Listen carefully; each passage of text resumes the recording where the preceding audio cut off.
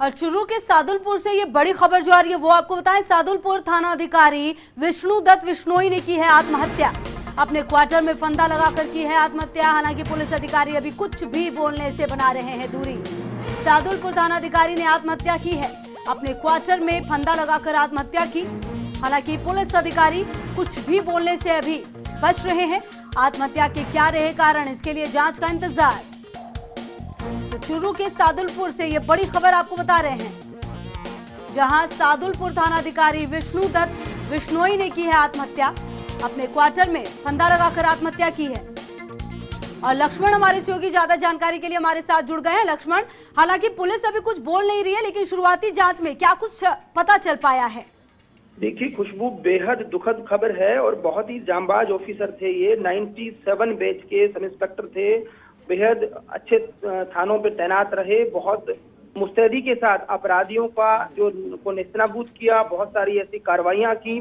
पिछले लंबे समय से ये राजगढ़ में तैनात थे और यहाँ पर लगातार ये बातें आ रही थी कि इन्होंने सटोरियों के खिलाफ और जो आपराधिक गैंग, चूंकि राजगढ़ ऐसा इलाका है, वहां पर अच्छी कार्रवाइयां की हैं। बताया ये भी जा रहा है कि कोई हत्या हुई है, उस मामले में भी ये तनाव में थे। पूरे मामले में देखिए, अभी चूंकि पुलिस ने अपना एक जांबाज ऑफिसर खोया है, तो कहीं ना कहीं जांच वगैरह होगी इस पूरे मामले की। लेकिन जो आईजी हैं जोश मोहन, वो मौके के लिए रवाना हो गए हैं। उनसे बातचीत हुई हमारी, उन्होंने भी बहुत दुख जताया है घटना पर। और जैसा कि सामने आ रहा है कि कुछ बातें ये भी कहा जा रही थी, कुछ पॉलिटिकल प्रेशर्स भी थे। लेकिन देखिए अभी तमाम चीजें हैं, क्या सुसाइड नोट छोड़ा है उन्होंने, ये सब जांच के बाद ही साफ हो पाएगा। लेकिन निश्चित तौर पर बेहद दुखद है। मुझे भी बहुत बार ऐसे खबरें जो उनके साथ मैंने की है, चूंकि बीकानेर संभाग में वो कई अलग अलग थानों में तैनात रहे हैं और बेहद मितभाषी थे।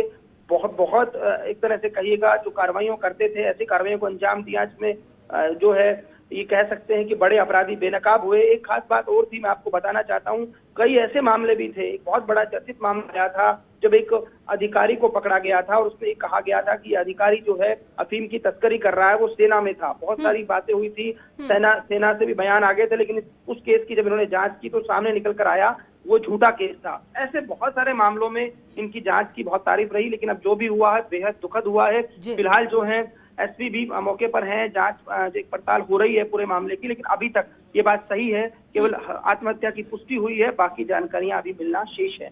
बिल्कुल, दुखद खबर है, जानकारी मिलना शेष है। लक्ष्मण, क्या लक्ष्मण वहाँ पे फैमिली के कुछ लोग भी रहते थे या फिर ये अकेले रहते थे? देखिए क्वार्टर में वो अकेले बताए जा रहे थे, ये बात निकल कर आई है सामने। अभी तक जो बात आई है, क्योंकि एक तो ये भी है कि जो कोरोना काल था तो हो सकता है परिवार को यहाँ भेजा हो, लेकिन तमाम जानकारियां अभी थोड़ी बहुत देर बाद स्पष्ट तौर पर मिल पाएंगी। जी जी बिल्कुल, लगातार नजर रहेगी। लक्ष्मण, शुक्रिया आपका इन तमाम जानकारियों के लिए, क्योंकि ये बिल्कुल शुरुआती दौर है और इसलिए लगातार हम आपको यही बता रहे हैं। आत्महत्या की है पुलिस अधिकारी ने और जिस प्रकार से ये पूरा मामला सामने आया है, निश्चित तौर पर काफी बड़ी खबर है। हालांकि इंतजार करना होगा थोड़ा कि क्यों ये आत्महत्या की गई है, क्या कोई सुसाइड नोट भी वहां पर बरामद हुआ है अभी, क्योंकि ये तुरंत हुआ है और इसलिए अभी थोड़ा वक्त लगेगा। हालांकि खबर यही कि अपने क्वार्टर में फंदा लगाकर आत्महत्या की। हालांकि पुलिस अधिकारी अभी कुछ भी बोलने से दूरी बना रहे हैं। आत्महत्या के क्या कारण रहे, इसके लिए जांच का इंतजार किया जा रहा है। और जैसा कि हमारे सहयोगी लक्ष्मण बता रहे थे कि बहुत ही कद्दावर थे और लगातार कई ऐसे मामलों के खुलासे किए और कई बार ऐसे काम किया जबकि लोगों को न्याय मिल पाए, और कई बार एक्सपीरियंस जो है वो भी बता रहे थे हमारे सहयोगी। और चुरू से हमारे सहयोगी संजय भी जुड़ गए हैं ज्यादा जानकारी के लिए। संजय, जिस प्रकार से सहयोगी लक्ष्मण बता रहे थे अभी शुरुआती दौर है, हालांकि उनके काम बहुत जबरदस्त रहे थे, क्या वजह सामने आई है? आपके पास क्या कुछ जानकारी संजय? जी सुषमा, बिल्कुल विष्णु दत्त विश्नोई थे, वो राजस्थान पुलिस के सिरमौर थे और वो दबंग और ईमानदार अधिकारी के रूप में जाने जाते थे। जहां भी ज्यादा अपराध बढ़ता था या पुलिस पर सवालिया निशान उठता था, वहां की जनता की यही मांग रहती थी कि विष्णु दत्त विश्नोई को हमारे क्षेत्र में लगाया जाए। निश्चित रूप से आज राजस्थान पुलिस ने एक बड़े जाबाज और ईमानदार अधिकारी को खो दिया है।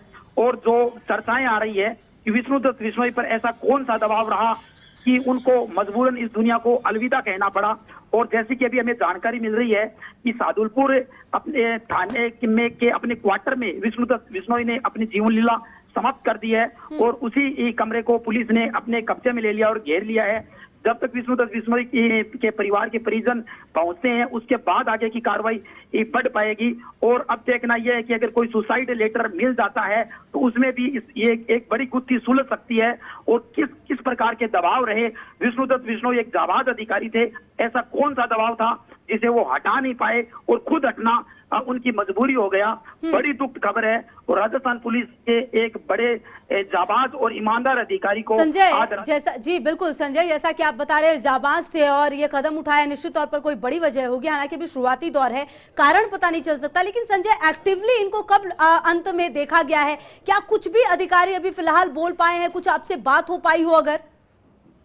इस मामले में कोई भी अधिकारी इस ज्यादा कुछ भी नहीं बोल पा रहा है। सारे काफी संभल कर और हर सवालों से बचने की कोशिश की जा रही है।